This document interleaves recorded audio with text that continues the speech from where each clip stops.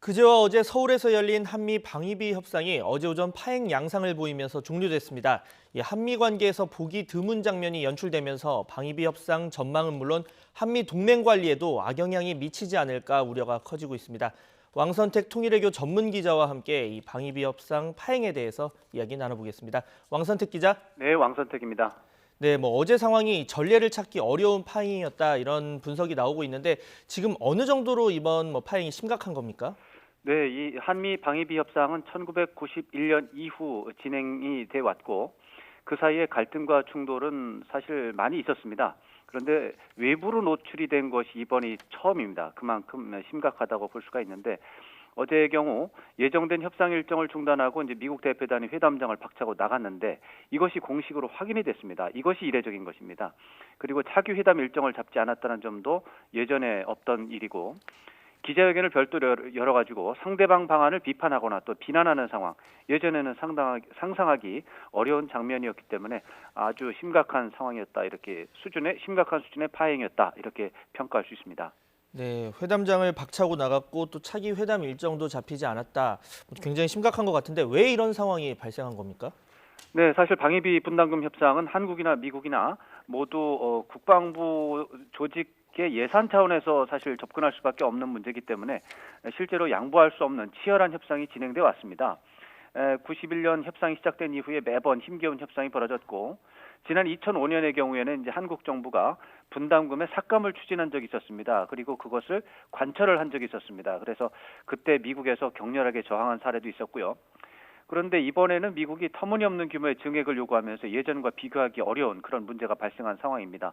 미국의 협상 대표 입장에서 본다면 트럼프 대통령이 제시한 6조 원, 터무니없는 액수지만 어쨌든 간에 획기적인 수준의 액수 증가는 받아내야 하기 때문에 한국을 상대로 다양한 형태의 심리전을 전개하는 중인 것으로 분석할 수 있고 또 트럼프 대통령을 의식해서 최선을 다하는 모습을 보이기 위해서 과잉 행동을 하는 그런 의미도 분명히 있다고 분석이 됩니다. 반면에 우리 정부에서는 협상 대표를 외교관 출신에서 경제 관료 출신으로 변경을 했습니다. 그러다 보니까 한미동맹 관리보다는 상대적으로 경제적 득실에 집중하는 원칙적인 대응이 이제 두드러지고 있는데 결론적으로 파행을 유발하는 요인은 굉장히 많아졌는데 파행을 억제하는 요인은 오히려 줄어들어서 결국 파행이 발생했다, 이렇게 봐야 되겠습니다. 네, 지금 획기적인 증액을 위해서 다양한 형태의 심리전을 전개하고 있다고 말씀을 해주셨는데 그렇다면 그 특징은 뭔지 짚어볼까요? 네, 몇 가지가 있는데 가장 뚜렷한 특징이 협상의 기준점을 1조 원이 아니라 6조 원으로 설정하는 작업을 진행하고 있다고 분석을 할 수 있습니다. 협상 초기 단계에서 분담금을 산출하는 근거를 새롭게 합의할 것을 요구하면서 새로운 항목을 추가하는 그런 모양새를 보이고 있습니다. 여론전 차원에서 한국을 방어하는 비용이 모두 합치면 6조 원인데 한국이 1조 원을 내고 있다. 그리고 이것은 너무 작다 하면서 미국이 6조 원을 요구했다는 보도가 나오도록 유도하는 것입니다.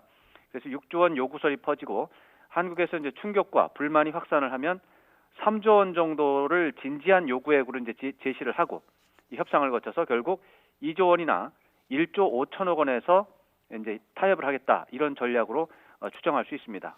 네, 이에 대한 우리 정부의 대응 전략은 지금 어떻습니까? 현재까지는 미국 협상 전략을 파악하면서 원칙적으로 대응하는 수준이다, 이렇게 평가할 수가 있겠습니다. 그런데 미국이 심리전을 진행한 것은 벌써 2달도 넘었는데 이 과정에서 적극적인 대응이 없었다, 이렇게 볼 수 있고요.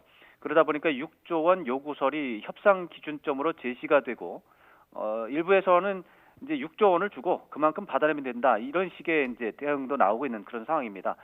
미국의 심리전이 부분적으로 성공했다, 이렇게 평가할 수밖에 없는데 그렇기 때문에 우리 정부는 우선 협상의 기준점 또는 출발점 이런 것들을 올해 분담금 1조 389억 원, 이제 쉽게 말해서 1조 원으로 회복을 시키는 그런 노력이 필요하다고 하겠습니다. 결국 미국의 심리전에 대항하는 고도의 여론전 또 외교 노력, 이런 것들이 필요하다고 하겠습니다. 네, 앞서 이 방위비 협상이 차기 회의 일정도 잡지 못하고 종료됐다고 얘기를 해주셨는데 그래도 다시 진행은 되겠죠? 언제쯤으로 예상이 되고 있습니까? 네, 과거 사례를 봤을 때 12월 10일 전후에 열릴 가능성이 크다고 봅니다. 우리 협상 대표는 실무적으로 이미 날짜가 있다. 그런데 어제 이제 날짜가 확정되지 않은 상황에서 끝났기 때문에 추가 교섭을 통해서 차기 회의 일정을 정할 수 있다, 이렇게 설명을 했습니다. 또 미국도 자리를 박차고 나가긴 했지만 이것이 이제 트럼프 대통령을 의식하는 과잉 행동의 의미가 있고 또 심리전 차원일 가능성이 크기 때문에 12월 10일 전후에 하와이나 워싱턴에서 협상이 속개될 가능성이 현재로서는 크다 이렇게 분석할 수 있습니다.